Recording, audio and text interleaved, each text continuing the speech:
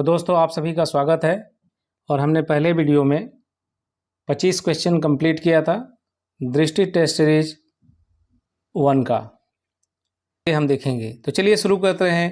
Question number 26, निम्नलिखित में से कौन सा उत्पाद इको मार्क योजना के अंतर्गत नहीं आता है। क्वेश्चन में ये पढ़ना बहुत ज़रूरी है, अगर नहीं दिया है तो विशेष ध्यान देना है। इको मार्क योजना उस पर सरकार लोगो लगाती है जो पर्यावरण के अनुकूल हो। ठीक है, आपने देखा होगा ISI मार्क और इको मार्क तो ये अगर किसी उत्पाद पे है तो ये आपको बताता है कि जो उत्पाद है वो भारतीय मानक जो स्टैंडर्ड है उसकी गुणवत्ता के अनुरूप है और पर्यावरण के मानदंडों को पूरा करता है। तो स्नेहक तेल ऑप्शन ए है, ऑप्शन बी लकड़ी के विकल्प, ऑप्शन सी अग्निशामक। तो ये तीनों ही इको मार्क योजना के अंतर्गत आते हैं। तो इसमें पूछा है कि इसके अंतर्गत कौन नहीं आता है, तो ऑप्शन हो जाएगा आपका डी, क्योंकि ये तीनों आते हैं। चलिए नेक्स्ट क्वेश्चन, राज्य में देश के पहले ग्रीनफील्ड अनाज आधारित इथेनॉल संयंत्र का उद्घाटन किया गया। तो ये बिहार में किया गया, बिहार के पूर्णिया जिले में यह देश की पहली अनाज आधारित इथेनॉल योजना है। तो चलिए अब नेक्स्ट क्वेश्चन देखते हैं। क्वेश्चन नंबर 28,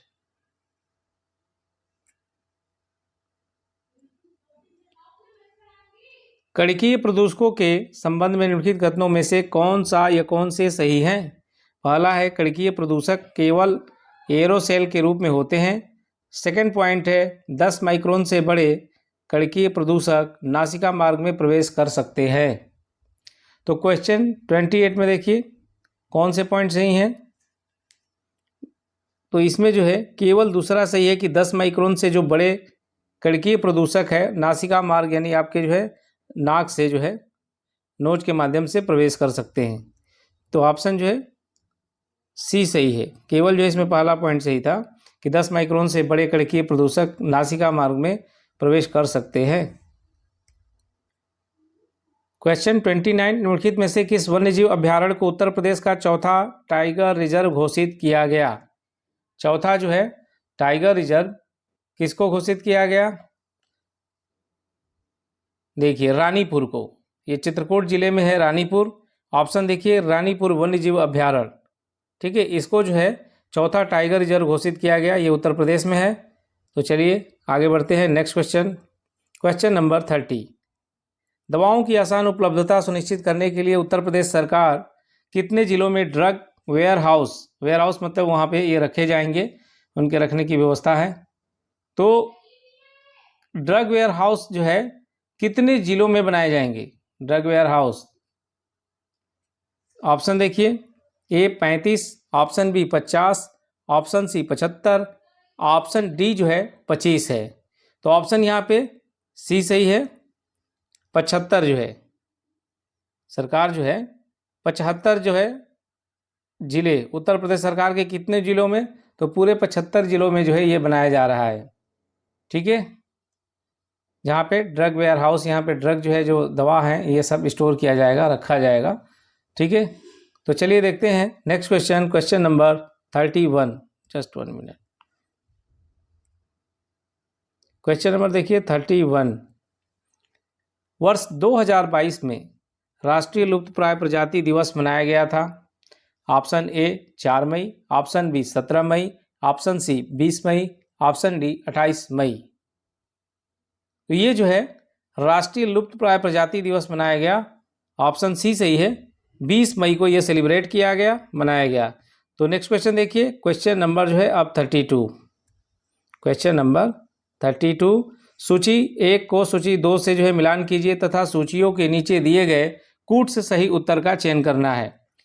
तो राष्ट्रीय उद्यान सूची 1 में दिया गया है और स्थान दिया गया है। दोस्तों नेशनल पार्क वीडियो कंप्लीट हमने ये पढ़ा रखा है विथ मैप के द्वारा।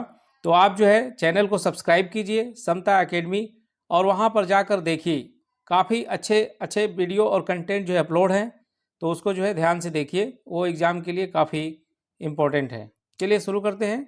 राष्ट्रीय उद्यान और स्थान, तो इसको आपको मैच करना है। सैडल पीक राष्ट्रीय उद्यान ये कहाँ पे है? अंडमान और निकोबार में है। ठीक है। वाल्मीकि राष्ट्रीय उद्यान ये जो है बिहार में है।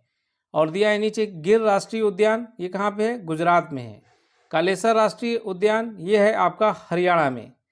तो देखिए ऑप्शन कौन सा सही हो जाएगा, इसको हम देखिए बताते हैं। तो सैडल पीक ए का जो है 2 सही हो गया।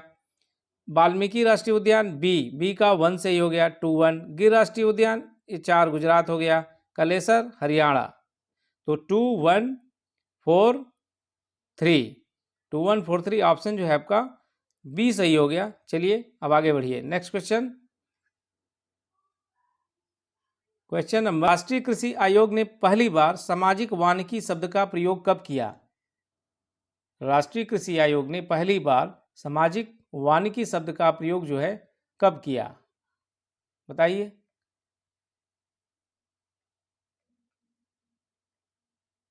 देखिए सामाजिक वानिकी जो है भारत सरकार ने पहली बार वर्ष 1976 में सामाजिक वानिकी शब्द का जो है प्रयोग किया था। तो ऑप्शन सही हो जाएगा हमारा ऑप्शन ए 1976 मारिए और आगे बढ़िए। नेक्स्ट देखिए, new development bank NDB new development bank के संदर्भ में निम्नलिखित कथनों में से कौन सा या से सही है? पहला, बोर्ड ऑफ गवर्नर्स की 7वीं वार्षिक बैठक का मुख्य विषय एनडीबी अधिकतम विकास प्रभाव था। ऑप्शन 2, एनडीबी ने भारत में अपने क्षेत्रीय कार्यालय की स्थापना की घोषणा की है। ठीक है। तो ये एनडीबी 2014 में जो है स्थापित हुई, न्यू डेवलपमेंट बैंक। ठीक है। जिसका उद्देश्य ब्रिक्स देशों के साथ ही विश्व के उभरते जिसका उद्देश्य ब्रिक्स देशों के साथ ही विश्व के जो उभरते बाजार हैं और जो भी डेवलपमेंट कंट्री हैं यानी विकासशील देश है उनमें जो है आधारभूत संरचना और सतत विकास हो सके, सस्टेनेबल जो है डेवलपमेंट हो सके। एनडीबी ने भारत में अपने क्षेत्रीय कार्यालय की स्थापना की घोषणा की है, बिल्कुल की है। तो ये दोनों ही ऑप्शन सही है। ठीक है। ऑप्शन जो है दोनों ही सही है, 1 और 2। ऑप्शन जो है आपका बी सही हो गया, 1 और 2। नेक्स्ट क्वेश्चन नंबर 35 देखिए आप। क्वेश्चन नंबर 35, अंतरजातीय परजीविता के संदर्भ में निम्नलिखित में से कौन सा या कौन से कथन सही है? पहला पॉइंट, इसमें एक प्रजाति को लाभ होता है जबकि दूसरी प्रजाति अप्रभावित रहती है। दूसरा है, कुटकी या टिक द्वारा रक्त चूसकर पोषण प्राप्त करना अंतरजातीय परजीविता का एक उदाहरण है।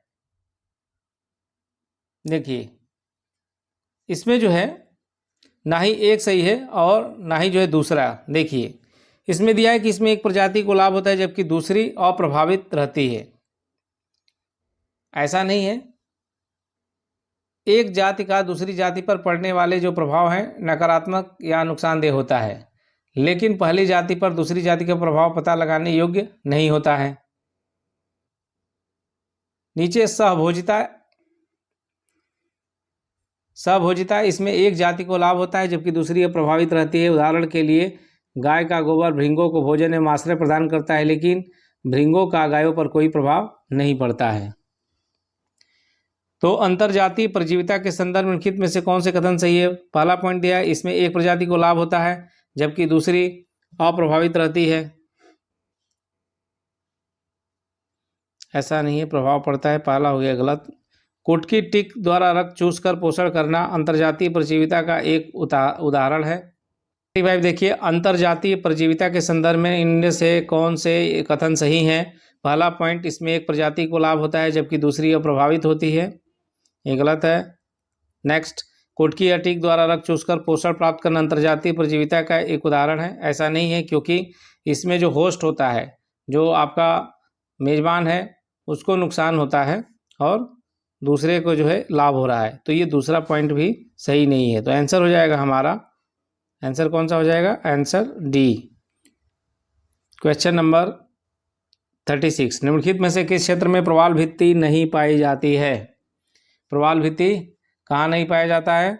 तो केवल खंभात की खाड़ी में नहीं पाया जाता है। ठीक है, यही पूछा है। बाकी जो है तो आंसर हो जाएगा डी, जो है खंभात की खाड़ी में प्रवाल भित्ति नहीं होता है, लेकिन लक्षद्वीप, कच्छ की जो है खाड़ी है, मन्नार की खाड़ी है, यहाँ पर जो है प्रवाल भित्ति पाई जाती है। चलिए नेक्स्ट क्वेश्चन देखिए, थोड़ा फास्ट चलते हैं। क्वेश्चन 37, 7 मई 2022 को उत्तर प्रदेश सरकार ने किस विभाग के निर्देशन में राज्य के प्रत्येक जिले में हाईटेक नर्सरी विकसित करने का निर्देश दिया? इसमें जो है ग्रामीण विकास विभाग।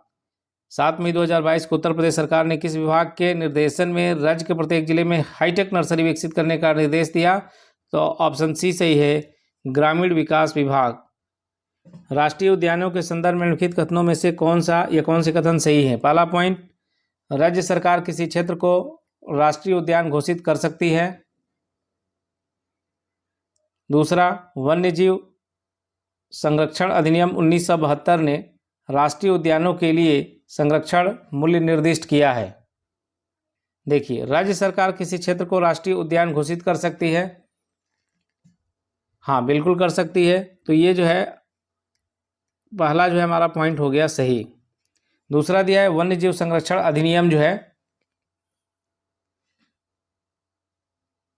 1972 ने राष्ट्रीय उद्यानों के लिए संरक्षण मूल्य निर्दिष्ट किया है। नहीं, अभ्यारण्य के राष्ट्रीय उद्यान के संरक्षण मूल्य में अंतर है।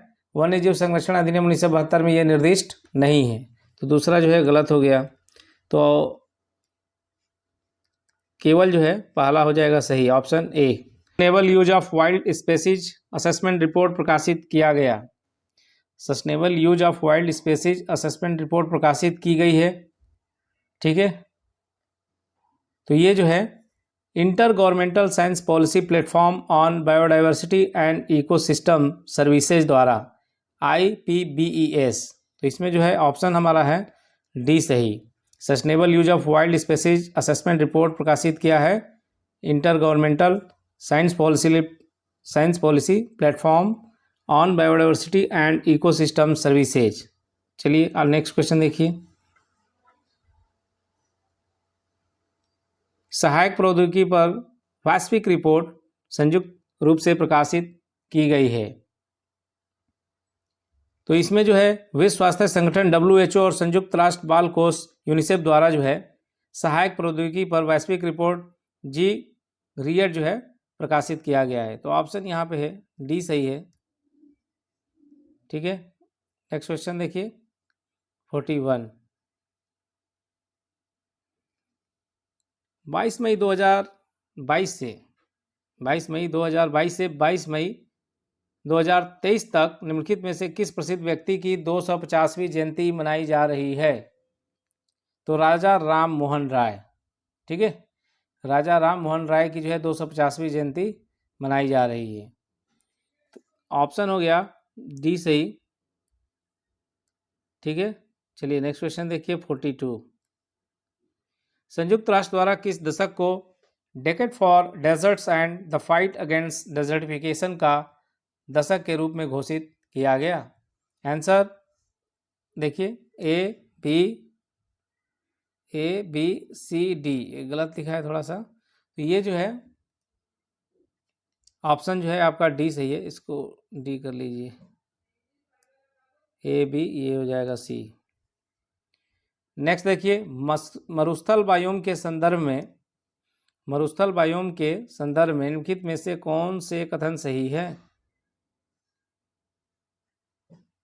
देखिए, पहला पॉइंट है यहाँ 25 सेंटीमीटर से कम वार्षिक वर्षा होती है। दूसरा पॉइंट है इस बायोम में पेड़ों की पत्तियां मांसल होती है।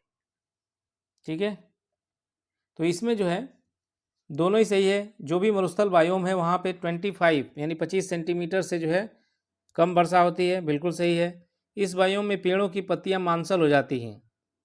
ठीक है, पेड़ों की पत्तियां क्या हो जाती हैं? काफ़ी छोटी छोटी और जो है वो तने के रूप ले लेती हैं, क्योंकि जो है इससे वाष्पोत्सर्जन कम हो जाएगा। चलिए, तो ऑप्शन हमारा सही हो गया बी। टिक कीजिए और आगे बढ़िए, फास्ट देखिए। IFPPRI के वैश्विक खाद्य नीति रिपोर्ट के अनुसार निम्नलिखित कथनों में से कौन से कथन सही हैं? 44 देखिए, जलवायु परिवर्तन के कारण भारत की बढ़ती भूखमरी के साथ साथ खाद्य उत्पादन में गिरावट की दोहरी समस्याओं का सामना करना पड़ सकता है। बिल्कुल जो है सामना करना पड़ सकता है। सेकंड पॉइंट है जलवायु परिवर्तन का प्रभाव भारतीयों की औसत कैलोरी खपत पर भी पड़ेगा। ठीक है, दूसरा गलत है। खपत पे जो प्रति व्यक्ति जो है औसत कैलोरी है उतना तो वो लेंगे ही। तो हमारा केवल और केवल ऑप्शन ए सही हो गया इसमें। ठीक है, पहला पॉइंट सही है कि जलवायु परिवर्तन के कारण भारत को बढ़ती भुखमरी के साथ साथ खाद्य उत्पादन में गिरावट की दोहरी समस्याओं का सामना करना पड़ सकता है। चलिए अब नेक्स्ट क्वेश्चन देखते हैं। Question number 45। सूची 1 को सूची 2 से आपको मिलान करना है। संगठन है और स्थापना वर्ष है। ठीक है, तो भारतीय पशु कल्याण बोर्ड की स्थापना कब है? 1962 में हुआ। ठीक है, 1962 में। केंद्रीय चिड़ियाघर प्राधिकरण, इसकी स्थापना कब हुआ? तो इसका जो है केंद्रीय चिड़ियाघर प्राधिकरण, इसकी स्थापना जो है 1992 में। राष्ट्रीय जैव विविधता प्राधिकरण, इसकी स्थापना जो है राष्ट्रीय जैव विविधता प्राधिकरण, इसकी स्थापना जो है 2003 में। वन्यजीव अपराध नियंत्रण ब्यूरो, इसकी स्थापना 2007 में। तो ऑप्शन कौन सा सही हो जाएगा हमारा? ऑप्शन जो है ए टिक कीजिए और आगे बढ़िए। देखिए, मानव और जैव मंडल कार्यक्रम MAB पहल है। ठीक है, the man and biosphere programme is an initiative of, किसका इनिशिएटिव है? ए दिया है World Wide Fund for Nature, B दिया है अंतर्राष्ट्रीय प्रकृति संरक्षण संघ IUCN की, और ऑप्शन सी ग्रीन पीस की, ऑप्शन डी जो है यूनेस्को की। तो मानव और जैवमंडल जो कार्यक्रम है, मैब जो बोलते हैं, यह है यूनेस्को का कार्यक्रम। ठीक है, इस पे टिक कीजिए, आगे बढ़िए। हाल ही में निम्नलिखित में से किसे उत्तर प्रदेश का नया महाधिवक्ता नियुक्त किया गया है? तो आंसर डी सही है, अजय कुमार मिश्रा। अजय कुमार मिश्रा जी को उत्तर प्रदेश का महाधिवक्ता नियुक्त किया गया है। एक विशेष भू भौगोलिक क्षेत्र में विभिन्न प्रजातियों के विकास का ऐसा प्रक्रम जो एक बिंदु से शुरू होकर अधिवास के अन्य क्षेत्रों तक प्रसारित होता है कहलाता है। ठीक है, पहला दिया है अनुकूलिक विकिरण, ऑप्शन बी जैविक विकिरण, ऑप्शन सी चयनात्मक विकिरण, ऑप्शन डी प्राकृतिक विकिरण जो है। तो ऑप्शन ए सही है इसमें। एक विशेष भूभौगोलिक क्षेत्र में विभिन्न प्रजातियों के विकास का ऐसा प्रक्रम जो एक बिंदु से शुरू होकर अधिवास के अन्य क्षेत्रों तक प्रसारित होता है अनुकूली विकिरण कहलाता है। ठीक है, नेक्स्ट क्वेश्चन देखिए। पारिस्थितिक अनुक्रमण के संदर्भ में निम्नलिखित में से कौन सा या कौन से कथन सही है? पहला पॉइंट, द्वितीयक अनुक्रमण में जीवित प्राणी पहली बार अनावृत या नवनिर्मित चट्टान में निवास करते हैं। पॉइंट 2, अनुक्रमण में क्रमिक प्रजातियां चरमोत्कर्ष प्रजातियां की ओर अग्रसर होती हैं। इसमें देखिए, पहला दिया है कि द्वितीयक अनुक्रमण में जीवित प्राणी पहली बार अनावृत या नवनिर्मित चट्टान में निवास करती है। ठीक है, तो ये गलत है। अनुक्रमण पारिस्थितिक समय के हिसाब से वनस्पति में दिशात्मक परिवर्तन की एक सार्वभौमिक जो है प्रक्रिया होती है। तो पहला पॉइंट जो है इसमें हमारा गलत हो गया। नेक्स्ट, अनुक्रमण में क्रमिक प्रजातियां चरमोत्कर्ष प्रजातियां की ओर अग्रसर होती है। अनुक्रमण में क्रमिक प्रजातियां चरमोत्कर्ष प्रजातियों की ओर अग्रसर होती है। तो ये पॉइंट 2 सही है। तो आंसर हो जाएगा हमारा जो है सी, केवल दूसरा। चलिए आगे बढ़िए। इंडिया AI के संदर्भ में लिखित कथनों में कौन सा सही है? इंडिया AI के संदर्भ में जो है निम्नलिखित कथनों में से कौन सा या कौन से सही है? तो पहला है भारत का राष्ट्रीय कृत्रिम बुद्धिमत्ता पोर्टल इंडिया AI कृत्रिम बुद्धिमत्ता और संबद्ध क्षेत्रों पर एकल केंद्रीय ज्ञान केंद्र है। जी, ये बिल्कुल सही है। नेक्स्ट है इंडिया AI इलेक्ट्रॉनिकी और सूचना प्रौद्योगिकी मंत्रालय METI, राष्ट्रीय गवर्नेंस डिवीजन NEGD और IIT मद्रास का एक संयुक्त उद्यम है। तो इसमें जो है IIT मद्रास की जगह जो है यहाँ पर होगा NASSCOM जो है, इसलिए ये दूसरा पॉइंट हमारा हो जाता है गलत। इंडिया एआई इलेक्ट्रॉनिकी और सूचना प्रौद्योगिकी मंत्रालय मेटी, राष्ट्रीय ई गवर्नेंस डिवीजन एनईजीडी और ये नेस्कॉम की एक संयुक्त पहल है। इसलिए ऑप्शन जो हमारा हो जाएगा केवल और केवल पहला इसमें सही, क्योंकि दूसरा जो है गलत हो गया। निम्नलिखित में से किसने state of the world forest सोफो 2022 जारी किया? सोफो 2022 किसने जारी किया? खाद्य और कृषि संगठन, NITI Aayog, world life fund for nature. Answer D है उपयुक्त में से कोई नहीं। तो सोफो 2022 जो है खाद्य और कृषि संगठन ने जारी किया। ठीक है, ऑप्शन जो है हमारा सही है ए। चलिए आगे बढ़िए। जलीय जीवों के बारे में निम्नलिखित में से कौन सा या कौन से कथन सही हैं? पहला पॉइंट है द निथलस्थ जीव, यानी इंग्लिश में भी देख लीजिए, the benthic organism are those which are found living in the bottom of the water mass. तो नितलस्थ जीव वे हैं जो जल राशियों के तल में, सबसे जो नीचे बॉटम में पाए जाते हैं। आप पॉइंट 2 दिया है, पीरीफाइटोन अनासक्त जीव हैं जो जल वायु अंतरापृष्ठ पर रहते हैं, जैसे प्लावी पादप आदि। कौन सा सही है बताइए? इसमें जो है पहला पॉइंट सही है कि the benthic organism are those which are found living in the bottom of the water mass, यानी नितलस्थ जीव वे हैं जो जल राशियों के तल में बॉटम में पाए जाते हैं। ये पहला पॉइंट जो है बिल्कुल सही है। 53 देखिए, भारत में सबसे पुराना विद्यमान चिड़ियाघर कौन सा है? ऑप्शन है इंदिरा गांधी प्राणी उद्यान, option B Nandankanan, option C Mysore चिड़ियाघर, ऑप्शन डी मार्बल पैलेस चिड़ियाघर। तो इसमें जो है डी सही है, मार्बल पैलेस चिड़ियाघर। ठीक है, ऑप्शन जो है मार्बल पैलेस चिड़ियाघर जो है भारत का सबसे पुराना जो है चिड़ियाघर है, और इसकी स्थापना जो है कलकत्ता में 1854 में हुआ था। तो चलिए अब नेक्स्ट क्वेश्चन देखते हैं, क्वेश्चन नंबर 54। उत्तर प्रदेश का पहला जनजातीय संग्रहालय थारू जनजातीय संग्रहालय किस जिले में खोला गया है? बताइए। तो ये जो है बलरामपुर में जो है थारू जनजातीय संग्रहालय खोला गया। ऑप्शन हो जाएगा ए। नेक्स्ट क्वेश्चन देखिए, ड्रैगन फ्रूट के संदर्भ में निम्नलिखित कथनों में से कौन सा या कौन से कथन सही है?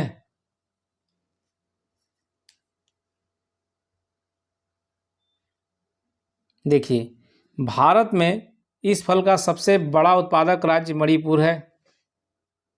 नहीं, ये गलत है। पहला जो है क्या हो गया? गलत हो गया।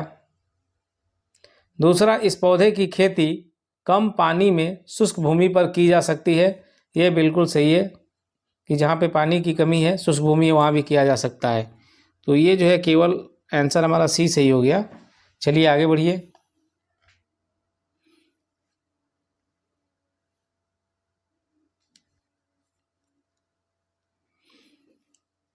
डेंड्रोक्रोनोलॉजी में अध्ययन किया जाता है। किसका किया जाता है? स्टडी ऑफ लिव्स यानी पत्तियों का, स्टडी ऑफ ड्रीम्स यानी स्वप्न का, किसी वृक्ष के वलियों द्वारा उसकी आयु की गणना का, कछुओं के सेल से उसकी आयु की गणना का।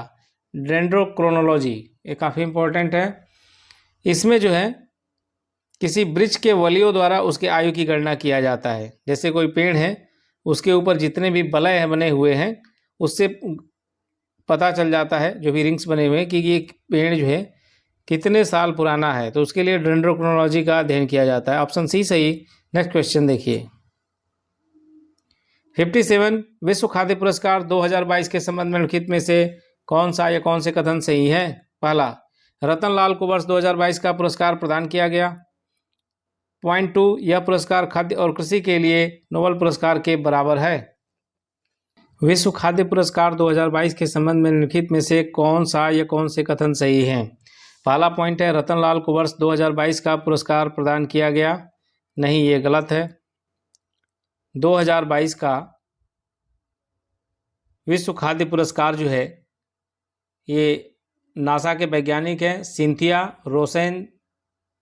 रोसेंजवेग, इनको प्रदान किया गया। ठीक है, और पहली बार भारत में जो है हरित क्रांति के लिए जो है ये दिया गया था स्वामीनाथन जी को। ठीक है, चलिए नेक्स्ट क्वेश्चन देखते हैं 58।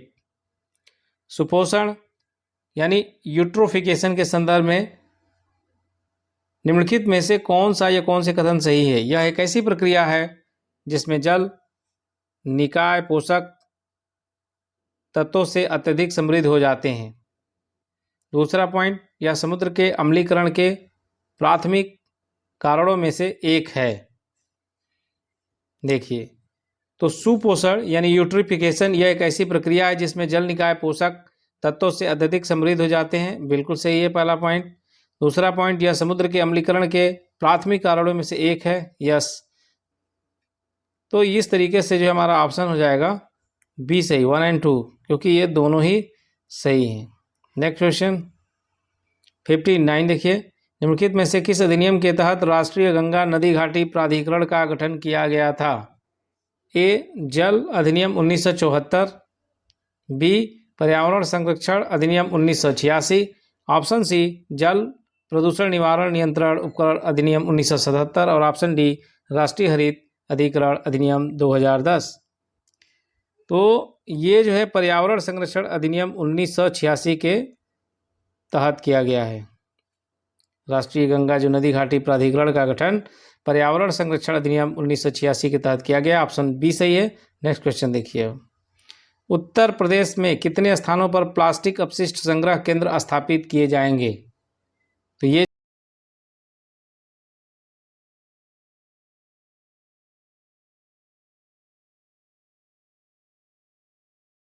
61। हाल ही में चर्चा में रहा RATS निम्नलिखित में से किससे संबंधित है? RATS, ठीक है, RATS जो है किससे संबंधित है? तो ये जो है संघाई कोऑपरेशन ऑर्गेनाइजेशन के क्षेत्रीय आतंकवाद विरोधी संरचना से संबंधित है। ठीक है,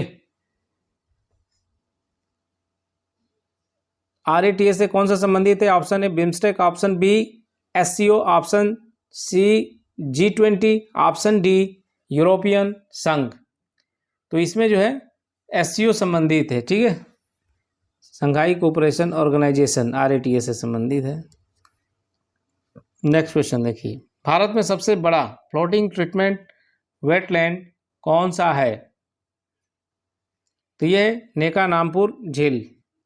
नेका नामपुर झील जो है भारत का सबसे बड़ा फ्लोटिंग ट्रीटमेंट वेटलैंड है, नेका नामपुर झील। ये कहाँ पे है? ये जो है हैदराबाद में है। ठीक है, प्रोजेक्ट टाइगर की शुरुआत कब की गई थी? तो प्रोजेक्ट टाइगर की शुरुआत हुआ था 1 अप्रैल 1973। चलिए नेक्स्ट क्वेश्चन देखिए, भारत के पहले अमृत सरोवर का उद्घाटन केंद्रीय अल्पसंख्यक मामलों के मंत्री ने उत्तर प्रदेश के रामपुर में किया। कब किया? 13 मई 2022 को जो है अमृत सरोवर का उद्घाटन उत्तर प्रदेश के रामपुर में किया गया। उद्विकास के संदर्भ में निम्नलिखित कथनों में से कौन सा या कौन से कथन सही है? पहला है, उद्विकास के दौरान कोई भी वेरिएंट पूरी तरह से समाप्त नहीं होता। During evolution no variant is completely wiped out. Wipe out मतलब समाप्त होना। नेक्स्ट है, दवा प्रतिरोधी बैक्टीरिया का उद्विकास मानव जनित क्रिया का एक उदाहरण है। देखिए, तो उद्विकास के दौरान कोई भी वेरिएंट पूरी तरह से समाप्त नहीं होता है। बिल्कुल सही है, इवोल्यूशन में पूरी तरीके से समाप्त नहीं हो जाता है। नेक्स्ट है, दवा प्रतिरोधी बैक्टीरिया का उद्विकास मानव जनित क्रिया का एक उदाहरण है। यस, दूसरा भी पॉइंट सही है। तो आंसर हमारा हो जाएगा बी, 1 और 2। ठीक है, नेक्स्ट, कार्टाजेना प्रोटोकॉल संरक्षण संबंधित है जैव विविधता से। जैव विविधता से जो है संबंधित है। कार्टाजेना जो है प्रोटोकॉल का उद्देश्य जो है आधुनिक जैव प्रौद्योगिकी से उत्पन्न संशोधित जीवों द्वारा उत्पन्न संभावित जो भी जोखिम है उससे रिलेटेड है और उसकी जैव विविधता की रक्षा करना है। तो चलिए नेक्स्ट क्वेश्चन देखिए, हाल ही में भारत का पहला digital autism support network launch किया गया। Option A, Tata power community development trust द्वारा। ऑप्शन बी, डॉक्टर्स फॉर सेवा आरोग्य फाउंडेशन द्वारा। ऑप्शन सी राष्ट्रीय चिकित्सा आयोग द्वारा, ऑप्शन डी उपयुक्त में से कोई नहीं।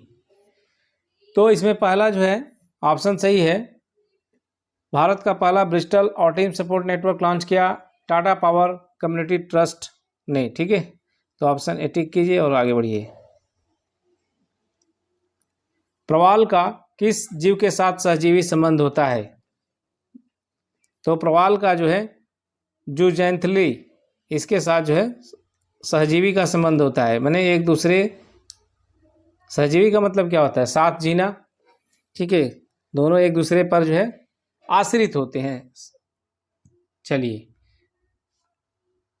नेक्स्ट देखिए, अमेजन फंड के बारे में निम्नलिखित कथनों में से कौन से कथन सही नहीं है? अमेजन फंड के बारे में निम्नलिखित कथनों में से कौन सा कथन सही नहीं है? अमेजन फंड एक रेड प्लस तंत्र है। ऑप्शन बी वनोन्मूलन से निपटने हेतु प्रतिपूर्ति योग्य निवेश हेतु दान जुटाने के लिए अमेजन फंड बनाया गया है। अमेजन फंड का प्रबंधन ब्राजीलियाई विकास बैंक द्वारा किया जाता है। और ऑप्शन डी अमेजन फंड की एक मार्गदर्शन समिति कोफा है। तो इसमें जो है केवल बी सही है, वनोन्मूलन से निपटने हेतु प्रतिपूर्ति योग्य निवेश हेतु दान जुटाने के लिए अमेजन फंड बनाया गया है। ठीक है, ऑप्शन बी टिक कीजिए। लेफ्ट साइड में इंग्लिश भी दिया है तो आप उसे भी देख सकते हैं। चलिए, फुट फॉरेस्ट प्रोजेक्ट के लिए उत्तर प्रदेश के निम्नलिखित में से किन जिलों की पहचान की गई है? ऑप्शन देखिए, पहला पॉइंट बिजनौर, रामपुर, सहारनपुर और जालौन। तो इसमें जो है बिजनौर नहीं है फूड फॉरेस्ट में, बाकी जो है आपका रामपुर भी है, जालौन भी है, सहारनपुर भी है। ठीक है, 2, 3, 4, तो ऑप्शन हमारा हो जाएगा बी सही, टिक कीजिए। ऑप्शन बी जो है टिक कीजिए और आगे बढ़िए। हाल ही में चर्चा में रहा बेपोर बंदरगाह स्थित है। जो बेपोर बंदरगाह है वो कहाँ पे स्थित है? ये है बेपोर बंदरगाह केरल में। ठीक है, नेक्स्ट क्वेश्चन,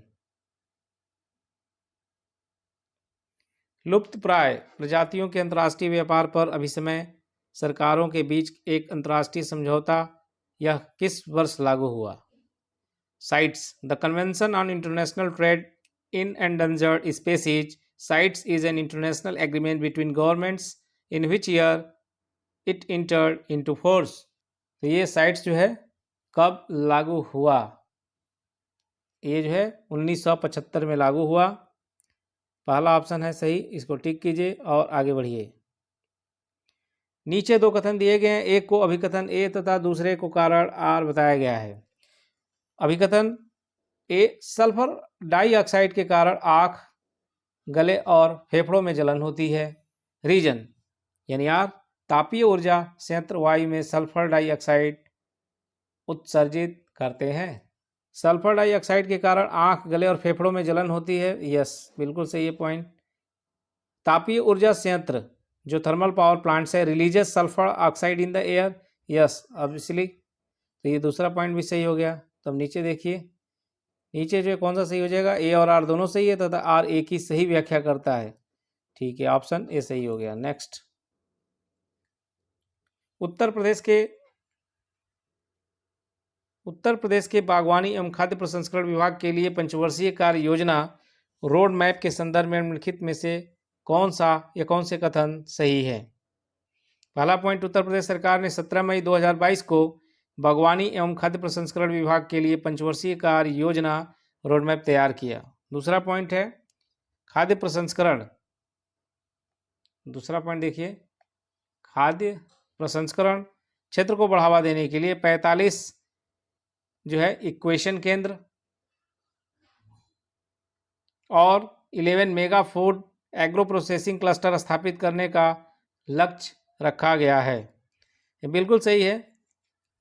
17 मई 2022 को बागवानी एवं खाद्य प्रसंस्करण विभाग के लिए पंचवर्षीय कार्यक्रम योजना तैयार किया गया। यस, पहला पॉइंट सही। खाद्य प्रसंस्करण क्षेत्र को बढ़ावा देने के लिए 45 इक्वेशन केंद्र और 11 mega food agro processing cluster स्थापित किया गया, ये भी पॉइंट सही है। तो ऑप्शन हमारा सही हो जाएगा बी, 1 और 2 दोनों। ठीक है, नेक्स्ट 75 क्वेश्चन, निम्नलिखित में से कौन सा देश दक्षिण एशिया वन्यजीव प्रवर्तन नेटवर्क स्वेन का हिस्सा नहीं है। स्वेन का मतलब देखिए south Asia wild life enforcement network. इसमें 8 सदस्य देश हैं, अफगानिस्तान, बांग्लादेश, भूटान, भारत, मालदीव, नेपाल, पाकिस्तान और श्रीलंका शामिल है। अतः जो विकल्प सी है चाइना, चाइना चूंकि इसमें शामिल नहीं है। ठीक है, ऑप्शन जो है सी सही। देखिए, विश्व की बाज राजधानी निम्नलिखित में से किस देश में है? विश्व की जो है बाज राजधानी किस देश में है? तो ये डी, भारत। विश्व की बाज राजधानी निम्नलिखित में से किस देश में है? भारत में। अमूर फाल्कन का वैज्ञानिक नाम है। ठीक है, अमूर फाल्कन का वैज्ञानिक नाम है फाल्को एमुरेंसिस।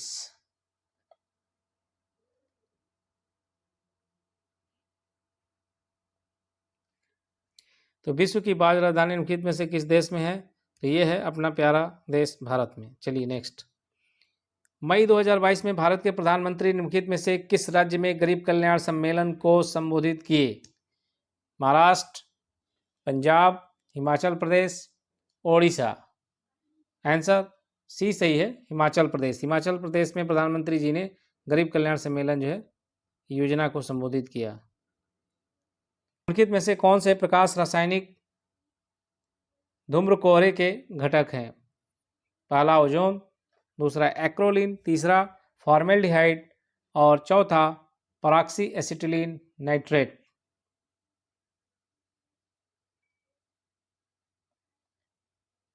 देखिए, प्रकाश रासायनिक धूम्र कोहरा, इसको इंग्लिश में फोटोकेमिकल स्मॉग बोलते हैं। ठीक है, तो 78 में जो है ये चारों पॉइंट देखिए, चारों ही इसमें शामिल हैं। धूम्र कोहरे में जो है चारों शामिल हैं, ओजोन, एक्रोलिन, फॉर्मेल्डिहाइड और परॉक्सी एसिटिलीन नाइट्रेट। तो हमारा ऑप्शन कौन सा सही हो जाएगा? Option D. ऑप्शन जो है हो जाएगा डी सही। चलिए नेक्स्ट देखिए। निम्नलिखित में से कौन सा ब्लैक कार्बन का स्रोत है? जैव भार का जलना, ठोस ईंधन से खाना बनाना, डीजल उत्सर्जन, उपयुक्त सभी। तो इसमें जो है उपयुक्त सभी सही है, क्योंकि जब ब्लैक कार्बन है आपका जैव भार जब जलता है वहाँ से भी कार्बन रिलीज हो रहा है। ठोस ईंधन को जलाओगे खाना बनाने के लिए, वहाँ से कार्बन रिलीज होगा।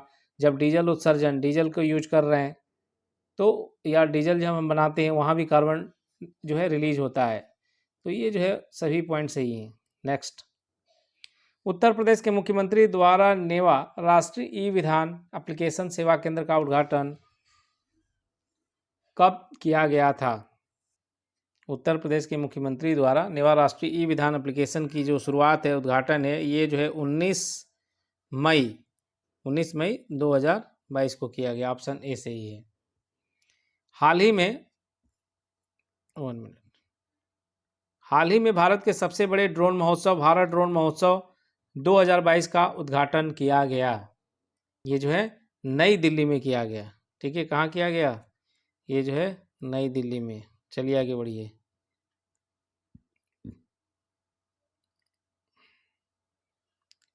स्वस्थाने जैवोपचारण बायोरेमेडिएशन रणनीतियों के संदर्भ में निम्नलिखित में से कौन से कथन सही है? With reference to in situ bioremediation strategies which of the following statement is are correct. देखिए, इसमें जो है बायो स्पॉर्जिंग में जीवाणुओं के स्थानिक विकास को प्रोत्साहित करने के लिए कुओं के माध्यम से मिट्टी में वायु तथा पोषक तत्व की आपूर्ति की जाती है। नहीं, पहला गलत हो गया। बायो वेटिंग में भूजल ऑक्सीजन सांद्रता को बढ़ाने के लिए वायु को जल स्तर के नीचे प्रविष्ट कराया जाता है। नहीं, ऐसा नहीं कराया जाता, तो ये भी गलत हो गया। तो ऑप्शन हमारा सही हो जाएगा डी। ना ही एक सही है ना ही दूसरा। चलिए नेक्स्ट क्वेश्चन, क्वेश्चन नंबर 83। नीचे जो है दो कथन दिए गए हैं, एक को अभिकथन ए स्टेटमेंट ए और दूसरा जो है रीजन दिया गया है आर, इसे कहा गया है। तो अभिकथन ए देखिए, समताप मंडल में ओजोन पृथ्वी पर जीवन के लिए अच्छा संकेत है। कारण ताप मंडलीय ओजोन सूर्य की कुछ हानिकारक पराबैंगनी किरणों को अवशोषित करके पृथ्वी पर जीवन जीने की रक्षा करती है। तो नीचे बिल्कुल सही है। ओजोन में जो है समताप जो मंडल होता है वो क्या करता है, ओजोन से आने वाली जो किरणों को जो है वो रोकता है। देखिए समताप मंडल में ओजोन पृथ्वी पर जीवन जीने के लिए अच्छा संकेत है। यस, बिल्कुल पहला पॉइंट सही हो गया। दूसरा, समताप मंडलीय ओजोन सूर्य की कुछ हानिकारक पराबैंगनी किरणों को अवशोषित करके पृथ्वी पर जीवन की रक्षा करता है। बिल्कुल रक्षा करता है। तो इस तरीके से जो है ए आर दोनों सही हैं तथा आर एक ही सही व्याख्या है, यानी ऑप्शन कौन सा सही हो जाएगा, ऑप्शन जो है ए सही हो जाएगा। चलिए ठीक कीजिए, आगे बढ़िए। देश का पहला फ्लोटिंग स्विमिंग पूल, देश का पहला जो है फ्लोटिंग स्विमिंग पूल, देश का पहला फ्लोटिंग स्विमिंग पूल का निर्माण होगा, कहाँ पे होगा, ऑप्शन ए सरसैया घाट पर, कुनहरा घाट पर, खिड़किया घाट पर, या उपयुक्त में से कोई नहीं। तो ये जो है खिड़किया घाट, ये कहाँ पे है, ये जो है वाराणसी में है। ठीक है, यहाँ पर जो है फ्लोटिंग स्विमिंग पूल का जो है निर्माण हो रहा है। ठीक है, तो ऑप्शन सी सही हो गया। नेक्स्ट क्वेश्चन, अपरदहारी जिस प्रक्रिया द्वारा जीवाणु और कवकीय एंजाइम अपरद को सरल जैविक पदार्थों में अपघटित कर देते हैं उसे कहते हैं, उसे क्या कहते हैं, अपचय। ठीक है, यानी catabolism, the process by which bacterial and fungal enzymes degrade detritus into simpler inorganic substances is called catabolism. तो क्या करते हैं, छोटे छोटे जो है उसको जो है अवयव में, खंड में जो है वो क्या करते हैं, तोड़ देते हैं। तो अपरदहारी जिस प्रक्रिया द्वारा जीवाणु और कवकीय एंजाइम अपरद को सरल जैविक पदार्थों में अपघटित कर देते हैं उसे अपचय कहते हैं। तो ऑप्शन जो है सी सही हो गया। नेक्स्ट, कार्बन अधिग्रहण क्या है, रेडियो कार्बन का उपयोग करके किसी वस्तु की आयु निर्धारित करने की विधि। ऑप्शन बी, वातावरण में कार्बन डाइऑक्साइड के कैप्चर, सिक्योर और स्टोर करने की एक प्रक्रिया। ऑप्शन सी, वातावरण से कार्बन डाइऑक्साइड का निष्कर्षण। ऑप्शन डी, मीथेन के साथ कार्बन का मिश्रण। बताइए। 86, देखिए इसमें वातावरण से कार्बन डाइऑक्साइड के कैप्चर, सिक्योर और स्टोर करने की एक प्रक्रिया है, उसी को कार्बन अधिग्रहण कहा जाता है। तो ऑप्शन बी सही है। नेक्स्ट क्वेश्चन, निम्नलिखित में से किसने महिला विश्व मुक्केबाजी चैंपियनशिप 2022 में स्वर्ण पदक जीता। तो ये काफ़ी न्यूज में रहा था। ऑप्शन जो है क्या होगा, निखत जरीन। 87, ऑप्शन जो है ए निखत जरीन। चलिए नेक्स्ट देखिए,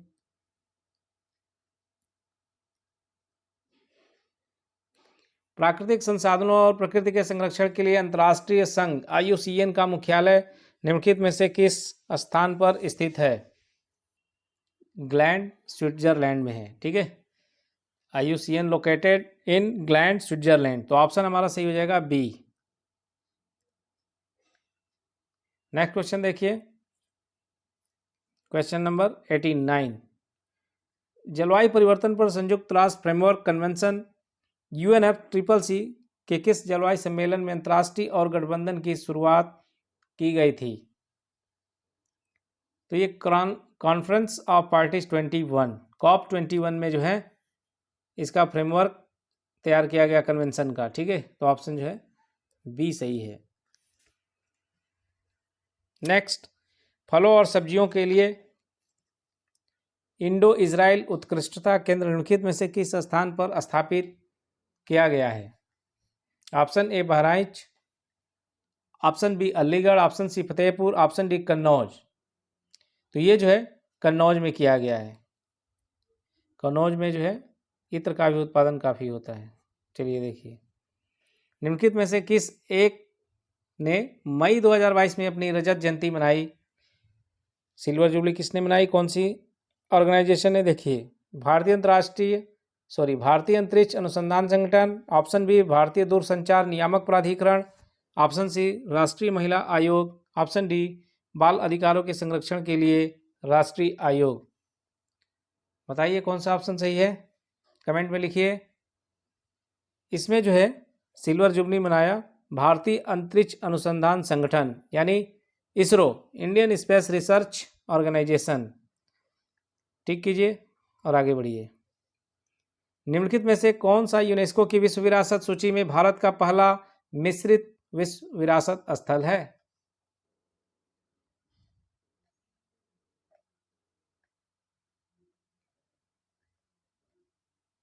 बताइए। देखिए, इसमें जो है कंचनजंगा राष्ट्रीय उद्यान, कंचनजंगा राष्ट्रीय उद्यान जो है मिश्रित विश्व विरासत स्थल है। ठीक है, ऑप्शन डी। निम्नलिखित में से किस संगठन ने ब्लू कार्बन पहल शुरू किया? ब्लू कार्बन, जो एनवायरनमेंट के क्वेश्चन होते हैं काफ़ी इंपॉर्टेंट होते हैं और इसे जो है पढ़ के जरूर जाइएगा। तो निम्नलिखित में से किस संगठन ने ब्लू कार्बन पहल शुरू किया? 93।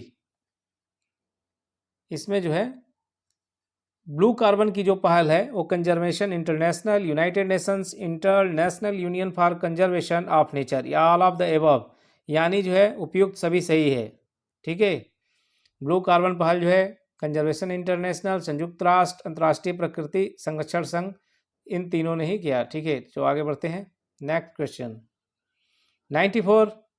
25 मई 2022 को उत्तर प्रदेश सरकार ने सूचित किया कि उसने 400 करोड़ का राजस्व अर्जित किया है।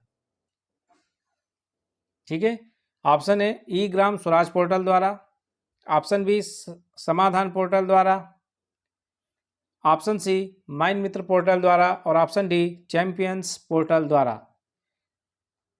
तो 25 मई 2022 को जो है माइन मित्र पोर्टल द्वारा जो है 400 करोड़ का राजस्व यानी रिवेन्यू जो है प्राप्त किया गया, अर्जित किया गया। ऑप्शन सी सही है। नेक्स्ट क्वेश्चन,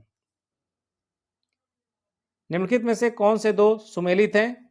रामसर स्थल। ठीक है, रामसर स्थलों की संख्या भी 75 हो गई है। ठीक है दोस्तों, रामसर साइट पे भी जो है काफ़ी बेहतरीन वीडियो आप जो है यूट्यूब पे सर्च कीजिए समता एकेडमी और देखिए आप जा करके पूरे 75 रामसर स्थल विद मैप डिटेल में जो है हमने पढ़ाया है, तो वहाँ से इसको देखिए। चलिए 95 में देखते हैं कि आंसर नीचे दिए गए कूट से सही उत्तर का चयन करना है। ठीक है, कौन से दो सुमेलित हैं आपको बताना है। जाइए, निम्नलिखित में से कौन से दो सुमेलित हैं? हम देखेंगे रामसर स्थल और स्थान। तो अनसुपा झील ये कहाँ पे है? उड़ीसा में है, ये बिल्कुल सही है। ठीक है, नेक्स्ट दिया है दूसरा पॉइंट वुडुवुर पक्षी अभयारण्य तमिलनाडु, तो ये भी सही है। थाने क्रिक महाराष्ट्र, थाने क्रिक महाराष्ट्र, ये भी सही है। चित्रागुड़ी पक्षी अभयारण्य जो है तमिलनाडु में, यानी ये गलत हो जाएगा। ये जो चित्रागुड़ी जो पक्षी अभयारण्य है कहाँ पे है? तमिलनाडु में है। ठीक है, तो नीचे दिए गए कोड से सही उत्तर का चयन करना है।